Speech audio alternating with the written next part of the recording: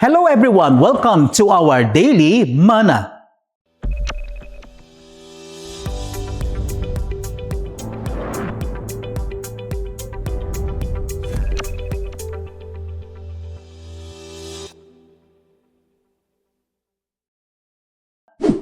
Kindly open our Bibles in Galatians chapter 6, verses 7 to 9. As the word of the Lord says, do not be deceived. God is not mocked. For whatever a man sows, this he will also reap. For the one who sows to his own flesh will from the flesh reap corruption.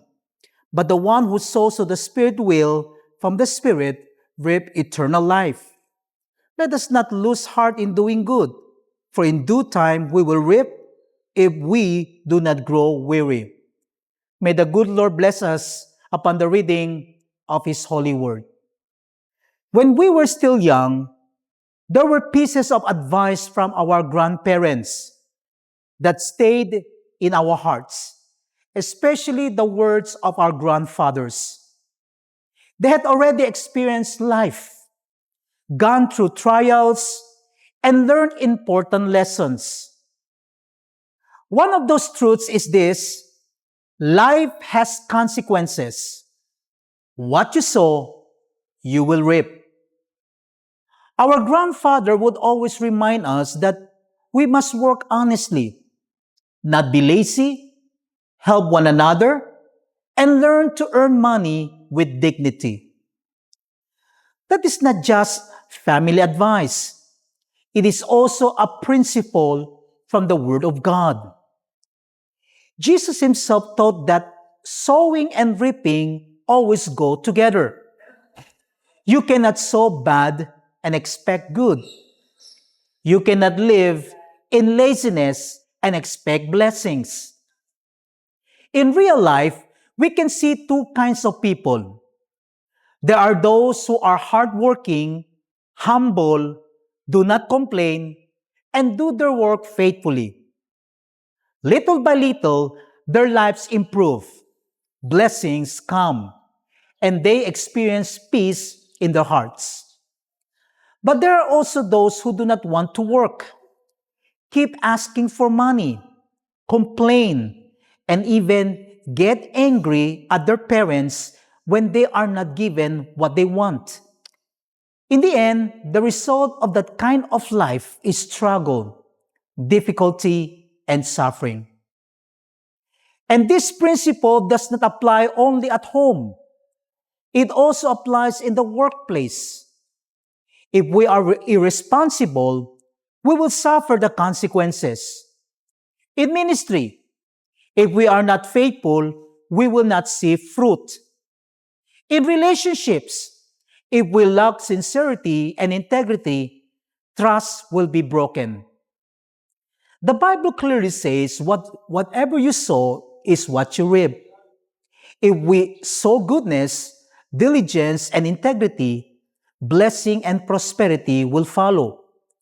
But if we sow laziness, dishonesty, and disobedience, problems and pain will be the result. We also remember the story we learned in school about one tamad. He lay under a tree, waiting for the fruit to fall into his mouth. That story teaches us an important lesson. No matter how long you wait, if you do not move or make an effort, blessings will not come. We cannot just wait without action. That is why when God blesses us, we must learn how to use those blessings properly.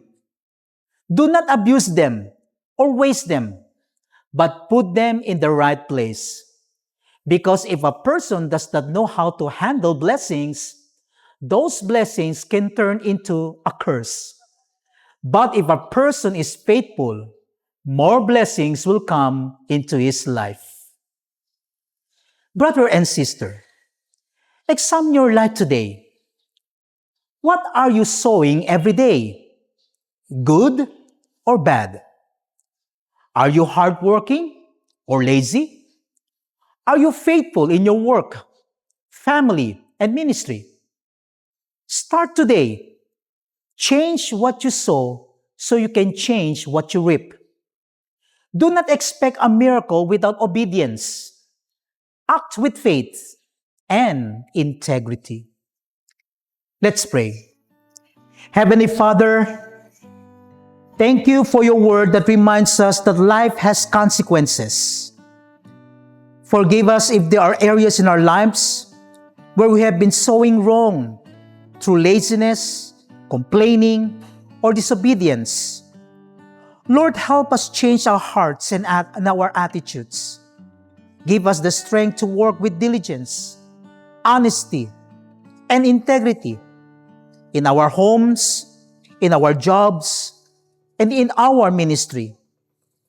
Teach us to value and properly manage the blessings you have given us. Lord, we want to sow what is right so we can reap according to your will. Bless everyone who is listening to this message. Guide us and protect us each day. In Jesus' name, amen. This message is for all of us. Life is not a game. Life responds to what we do. If we want blessings, we must sow what is right. Remember the story of one tamad? He lay under the tree waiting for the fruit to fall into his mouth. Do not be like one tamad. Do not wait for blessings without effort. Do not expect results without responsibility. God has already given us opportunities, abilities, and blessings. But we must move, act, and be faithful.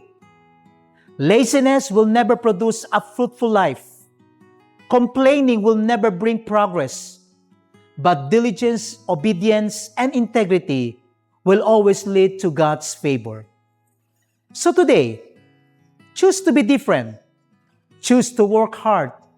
Choose to live right. Choose to sow good seeds. Because this is the truth.